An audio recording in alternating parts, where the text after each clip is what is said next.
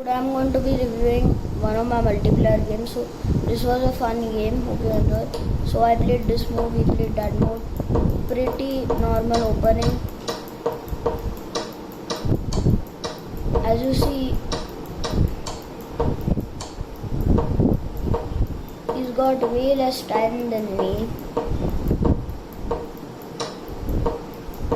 Well, because he's got way less time than me, I'll capitalize on that probably.